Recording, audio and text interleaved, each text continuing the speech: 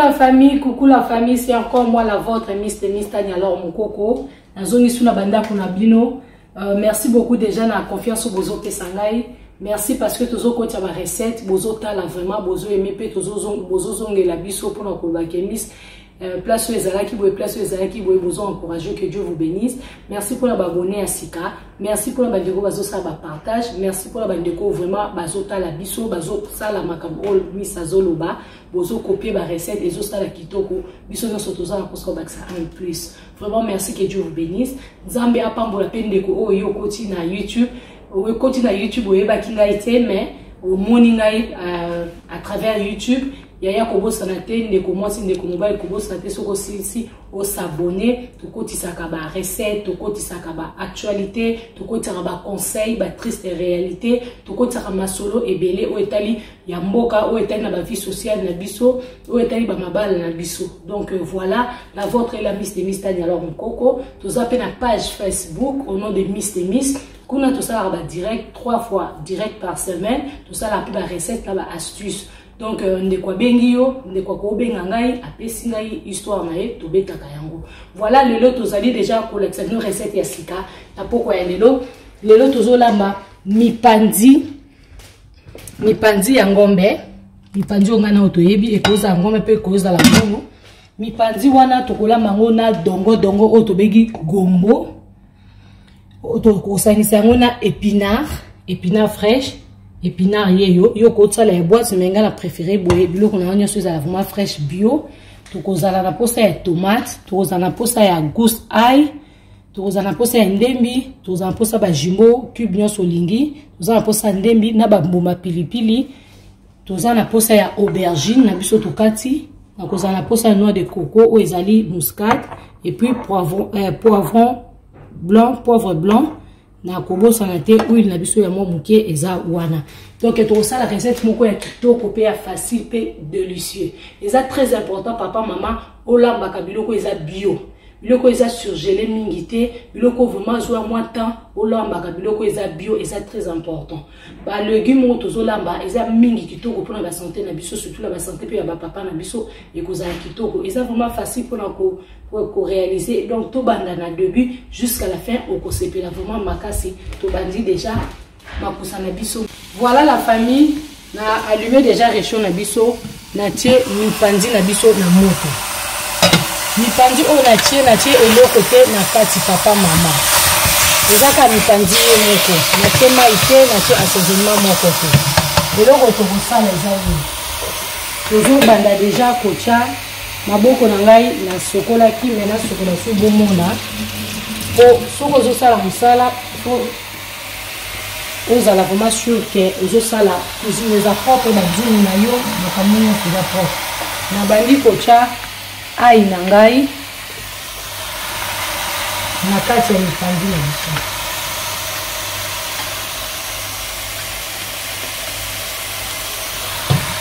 chaka katoza kana posa ai na posa ya muscade na biso sala calcula biloko le kara na akomi biloko na che muscade na chaki muscade na rocha mo muke ya poivre blanc ya onde na okalinga mipandi na biso na che huile pe na mipandi na che eloko te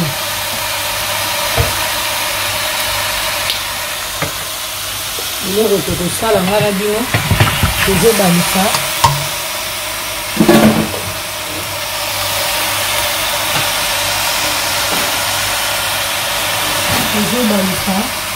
mipandi na biso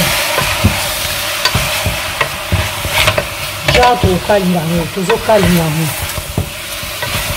nazotala soki eyobimisa oui soki ebimisi huile te tokotia quand même mwa huile ya moke mais na début tozana na posa ya bopo ba assaisonnement totie ekota na kati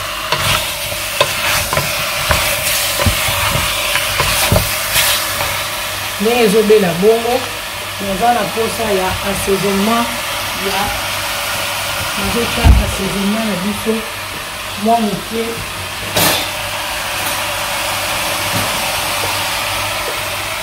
natie assaisonnement ya bouillon granulé, bouillon la viande.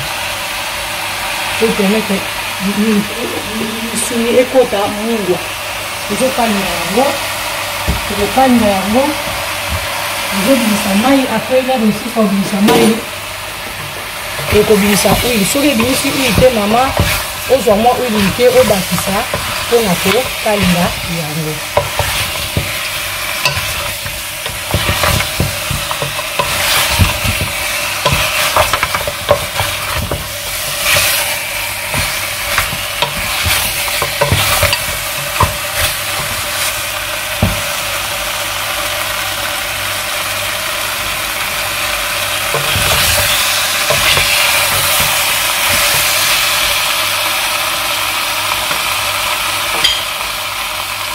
C'est mon moqué, il y a huile d'olive.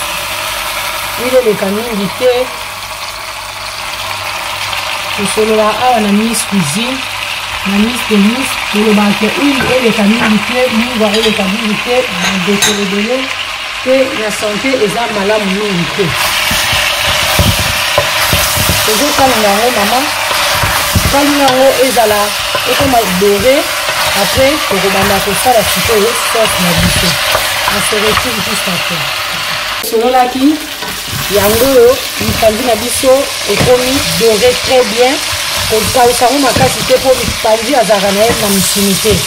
Azana na misina malemba te du coup, kolinga kokange makasi te tolongo ka mwa zeli to tiketa azala doré boye. Boye kitoko nini. Na longo yango mbala moko na to tsa bitu na biso ya propre ya munene oyo permettre tout ça là ba au sala sauce msomba la moko. Voilà la famille na nzungu na biso awa toza na posa ya kotia mbala moko épinard na biso nazocha épinard na ngai na tie elo te na kati ya nzungu na biso na sokola ki épinard bien eza ya fraîche to kataki yango mwa minene to kati yango yo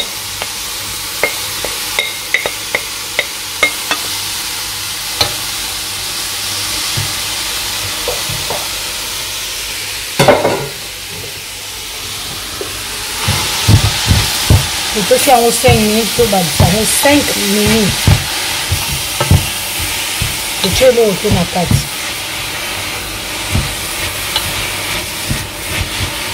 Ozi la aubimisa mai. Ausala mwa kokonda. Donc il faut faire 5 minutes pour battre légumes nyonso elanda. Toujours kalinga ete en fait, toujours les lycées kapo biloko na soko mais apenza te na moto po ezali penza biloko moko oyo eza lokola bouillon.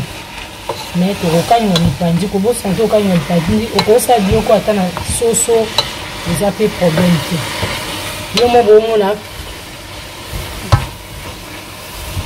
ndenge ekondi na yo.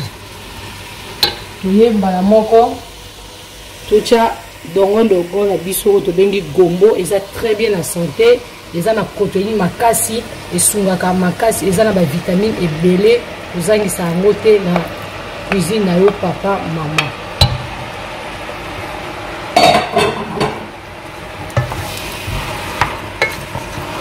Yango yo yo moko boza komona bato biso balingaka gombo na ezala zei. Bato misusu balingaka ezala zei te wana edepa na ndenge olamba mais biso nde tozolamba awa tolinga te ezala mpenza zei makasi diku tosala mwa kokalinga mwa mokie. Nayembala moko nazocha ndembi na biso po eza légumes hein.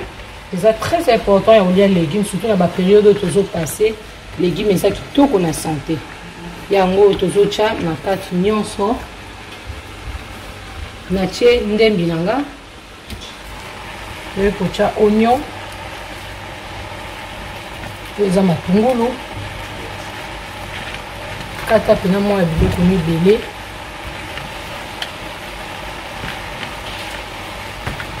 mama na tie mbala moko po tosaleli tomate ya fraîche tomate ya fruit ya fraîche na sali concentré te na sali na tomate vraiment ya fruit tomate ya fraîche hein yango nde vraiment tosali na poko ya yemeli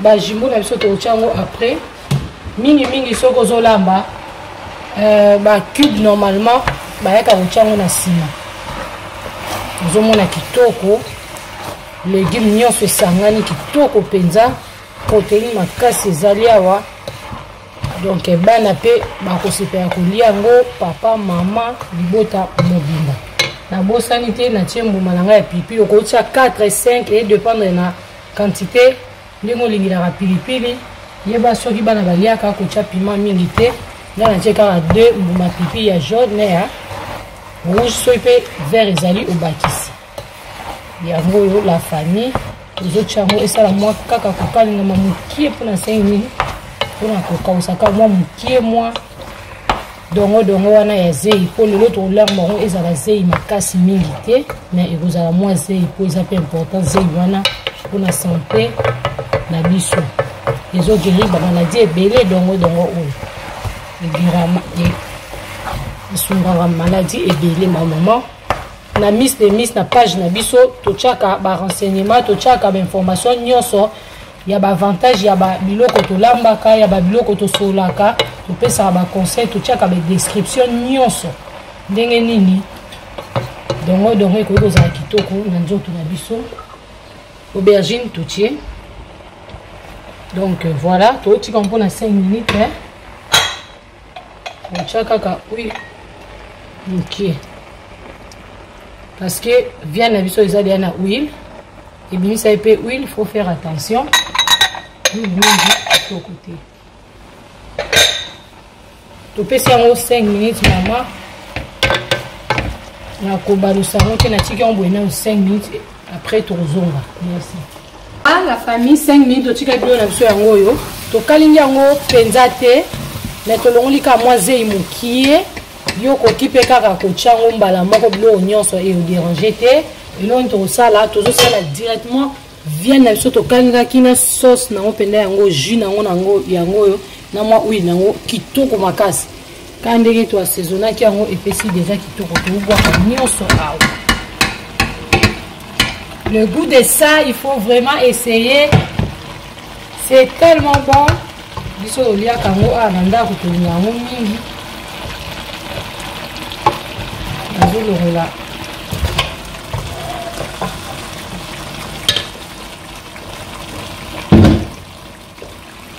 C'est ça.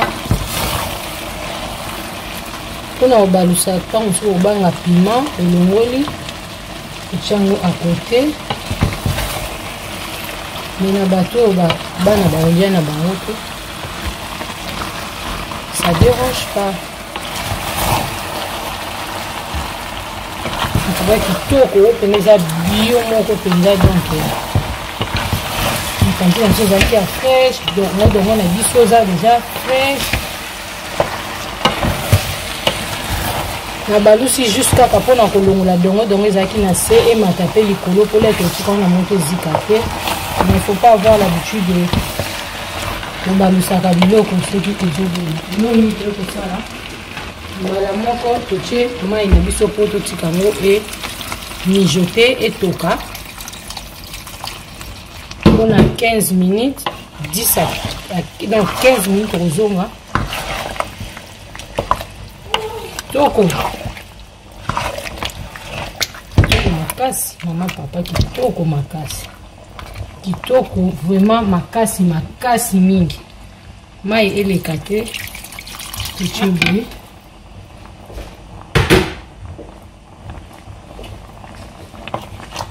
Botala vraiment.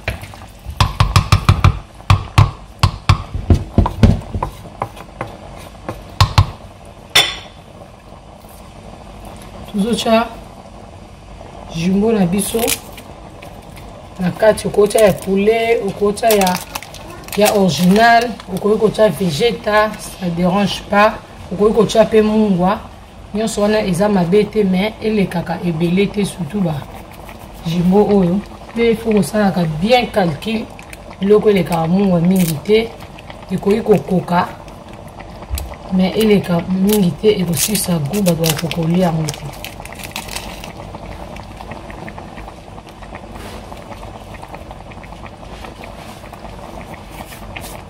Donc tolobi toko se retrouver na tozonga na 15 à 20 minutes car totie maximum bilo on a déjà prêt. Merci. Voilà la famille, 20 minutes déjà, totika 15 à 20 minutes. En tout cas, ebeli kitoko makasi kitoko makasi. Yango bino moko bokumona na lambeli na luto te ozaka juste pour na et permettre na zwa nsonga kitoko makasi papa maman Mika. Toza ko cha pour la présentation bomona ndenge tolambi biloko na biso.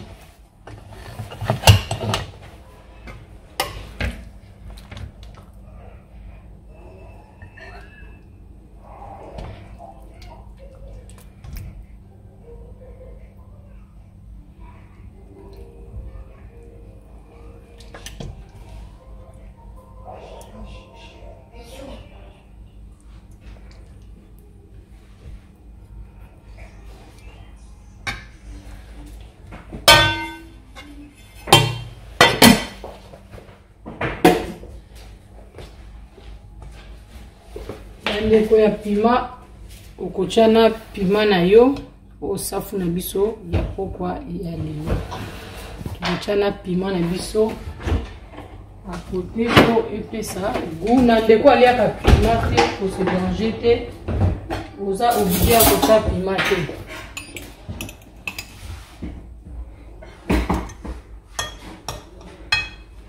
Voilà la famille.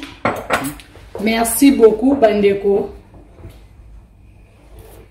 Vraiment recette na biso ya poko ya lelo yango yo kitoko makasi eza na épinard dongo na mipanzi. En tout cas tosalaki yango tokalingaki yango après toyo kosala ba légumes nyonso tosangisi yango epesi recette ya kitoko ya bio. Vraiment recette moko eza na ba protéines ebele kosala yango réaliser yango eza facile. Que Dieu bénisse. Bande konyoso bazo soutenir biso, bande konyoso bazo s'abonner, bozo aimer page na biso ya Miss de Miss. En tout cas nzambe apambola bino, boza la kawana biso nyonso ensemble, toko kosala quelque chose de bien. Que Dieu vous bénisse, je vous aime beaucoup la famille. Merci beaucoup. Coucou la famille. Bisous. Bye bye.